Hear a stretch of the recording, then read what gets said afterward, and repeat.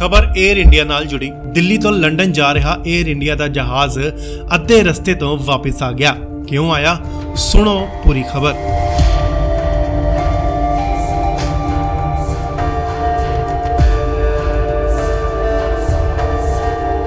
दरअसल सवेरे 6:35 ते एयर इंडिया दा जहाज दिल्ली तो लंडन लई रवाना होया, जिथे राह दे विच मुसाफिर वल्लों जहाज दे क्रू मैंबरां नाल बहसबाजी हो गई। बहस इन्नी वध गई कि मुसाफिर ने जहाज के स्टाफ ते मुक्के जड़ दिते।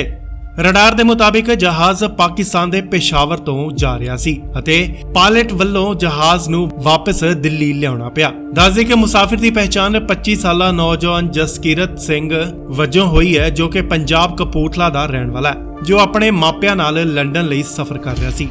दिल्ली पहुंचण ते पैसेंजर नूं पुलिस दे हवाले कर दिता गया अते पुलिस वल्लों उस नूं गिरफ्तार कर लिया गया, जिस उपर एयरक्राफ्ट रूल्स 1937 दे तहत धारावां 323, 336, 354, 509 लगा दित्तियां गईयां ने।